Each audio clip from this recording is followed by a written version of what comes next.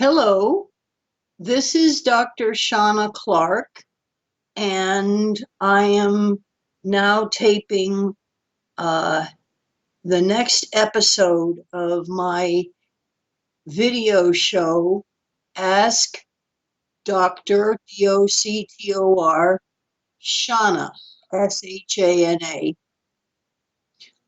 My website, by the way, is Doctor Shana, Shana, .net. And if you would like to ask me a question about psychiatric disorders, you may put a question or a comment on my website, and I will undertake to answer your question with the next show. I will not answer questions from individuals about what kind of therapy they should have or what kind of meds they should be on, because your providers who've known you perhaps for some time and perhaps known other members of your family um, are in much better situation to advise you as to what you as an individual should have. What I'm doing with these shows is talking about general principles. And that's what I will confine myself to, because I'm not going to uh, have some kind of contest with anybody's provider. So, but I can certainly answer general questions such as, what are the side effects that this medication is known for? Or what can this medication do for the right person, etc. Okay, this week's topic is controlling anxiety. And I did write an ebook on this subject, which I believe is available from Amazon or whatever your ebook provider may be. It was also called Controlling Anxiety.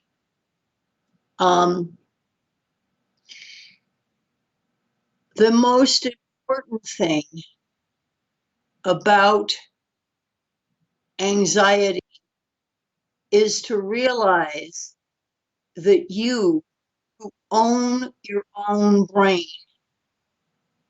can tell your brain what subjects you welcome and what subjects you just don't want to think about.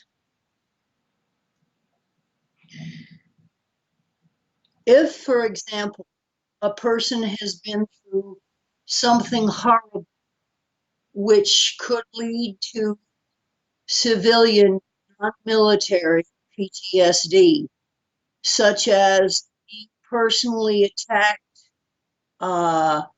being the victim or nearly so of a tsunami, earthquake, flood, a situation particularly in which they saw other people die, then the way to start on controlling the anxiety is to first of all decide which of two groups you belong in. Are you a person who, whenever they get very upset, wants to talk to friends and family and tell them all about it? If you are, then you should do that in this instance too. If you are not, if you just say something awful happened and I don't want to talk about it, then don't talk about it. I will point out that most people who are in a situation, be it civilian or military, where they might get PTSD, and that means something which is life threatening either to you or to someone near you. It may be just someone physically near you, it may be a family member. Most of those people who might get PTSD do not get it. It's always difficult to come up with exact numbers because you have to realize many of the people who do get PTSD say nothing to no one and just suffer in silence. I'm not an advocate of that. But most people who have been in Vietnam or Afghanistan or one of our other lovely wars, I'm being sarcastic, may recall it periodically. They don't reach the threshold of anxiety, which means that it affects their whole life. And the highest percentage that we come up with is 50% do and 50% don't. I would just like you to focus for a minute on the idea that 50% don't. Many women who are raped may not get fledged PTSD. They may, and they may suffer horribly and have no one they feel they can talk to, but they also may. It depends on the suddenness, any other brutality that was associated with the occurrence, the physical or other unkindnesses that are inflicted upon them. But the fact is, if even if people are right in the middle of something that could give another person overwhelming PTSD, they don't get it. A lot of people are able to say, well, that was a horrible few minutes, but I survived it, and I'm going to go home to my family and just forget about it and make sure that I stay away from the perpetrator in the future, and that I have more vigilant approach to um, the things that can happen, and perhaps not going down the street with someone I don't um, but I don't need treatment for it. I'm just saying that because I don't want everybody to be thinking, well, they were raped the day before yesterday, and of course they're shivering like a leaf. If they are shivering like a leaf, they perhaps need to talk to a therapist or their family or someone and take a few days off work until they stop shivering. There is a kind of medication which we use for anxiety, which can be quite helpful. It's the same medication from the most recent class of antidepressants called SRIs, or serotonin reuptake inhibitors. There also is something that it's given more willingly, I believe, by general practitioners than by psychiatrists, which is a medication of the same class as Valium. Now, about this, I am less enthusiastic because these medications are addictive, and a person may become addicted to them, and then they have a substance use problem in exchange for their anxiety, and their anxiety may still continue.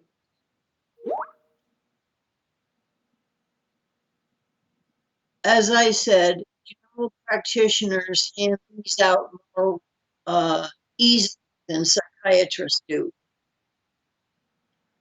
But I would encourage anybody who goes through a horrible experience to hang on to the idea that many people do not get a long lasting anxiety disorder from this. And so they should not expect to be getting one. Just because your brother was in Vietnam or in Afghanistan and was in combat and came home with an anxiety disorder doesn't mean that you have to have, because you saw somebody drop to the floor when he was hit by a drive-by shooting. If you keep in mind that there are many people who do not get symptoms, you won't be thinking to yourself, well, I'm a gunner and I'm just going to get symptoms and feel awful. The main thing about anxiety is to keep your mind on the present. Or if you have something that you know is going to be difficult, that's going to go on for a few minutes, think about, I have to stand up in front of my coworkers and make a presentation for a few minutes. After a few minutes, it's going to be over. I remember when I was in school, I went to a school where they were fanatic about, if the exam was supposed to be given from 10 a.m. to noon, we would be sitting with exam booklets, with our pencils, with the question paper face down on our desks, and we would have to sit and wait for the last minute and a half until it was precisely 10 o'clock and we could start. Well, I spent that minute and a half thinking about how wonderful it would be when the exam was over. And I certainly didn't try and answer, ask myself difficult questions like name the five top causes of something, when I knew I was very anxious, because that has a spiraling effect. If you can't think of the five top causes right over the top of your head, you start to think, oh my goodness, I can't remember, I'm going to make a mess of this exam, and I just wouldn't tolerate that. That's one good thing that comes out of starting to study at the beginning of the term. You can tell yourself that you have studied everything in the course and you know perfectly well you will do perfectly well. Now, there are other kinds of anxiety other than the PTSD. Some people have what's called social anxiety, which is a feeling if they enter the room or get on the bus or something, that everybody there is looking at them and finding them lacking in some way. And this gets to the point with some people that they don't dare get on the bus. I think the best thing again is to tell your mind, I'm not interested in being told what's wrong with me. I want to think about the present and have a topic such as the fact that your son has been accepted to the team to think about on the bus, and just say, I'm going to stick with that. The point is, people who do not discipline their minds have minds that are like over energized 3-year-olds who will get into everything, embarrass you, do all kinds of untoward things. But I've met many adults to whom the idea that they can discipline their own minds is very foreign. And yet, if you will try it, you are quite capable of saying, I'm not going to think about whatever it is while I am doing something different. And if you need something to keep your mind on while you're on the bus, perhaps you think about the outline of your writing that you're going to be doing in your company's paper, or think about the layout of your garden when you put in the bulbs this year. Any subject will do. You just need to be able to refuse to think about other people are looking at me and finding me unacceptable in some way. Um, there are other forms of anxiety. Um, the most anxiety provoking event in many people's lives is when they are chosen to stand up and give a little presentation on something they're doing, and people find asked to speak in front of coworkers far more generating anxiety than if they are asked to speak in front of a fairly large number of total strangers. I suppose that may be because they don't have to meet total strangers the next day at work, and they can say, well, this person doesn't know me and I don't know them, so why is their opinion very important to me? It isn't.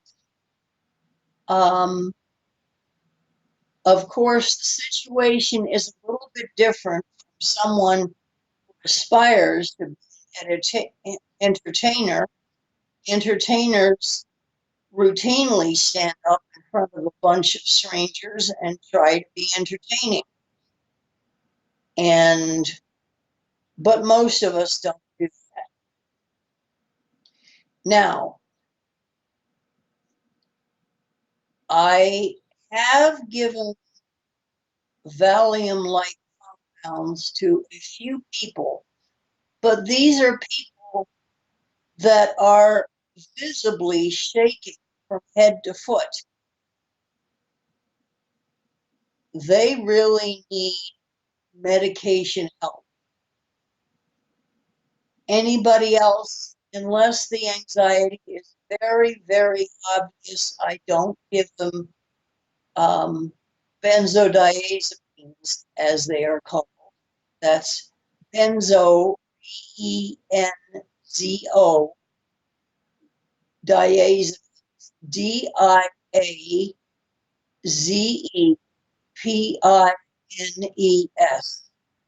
I don't generally give those to people who are a little bit anxious. And I certainly wouldn't give them to someone before an exam because they may befuddle your mind a little bit. Not so that you'd forget your name or your address or something like that, but so that calculating something, figuring something out, you wouldn't be at your best. I think a lot of people can do a lot more against their anxiety if they only realized they had the power to do so. If you decide you're not going to be thinking about the topic that makes you anxious, and you realize you can say that to your mind, you may have to, if it's a very undisciplined mind, say it several times over because I said people's undisciplined minds are like 3-year-olds, and you know perfectly well that if you say to a 3-year-old, please remain in your seat, you have to say that many times because the 3-year-old is not really paying attention.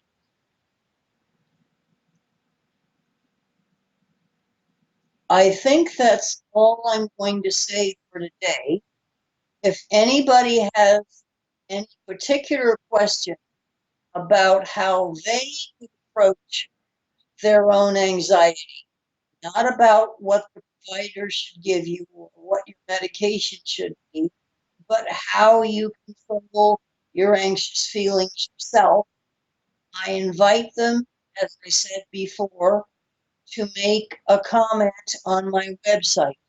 I would ask you to sign the comment or the question with your first name and the first initial of your last name because there may be more than one person with the same first who sends me a question that day.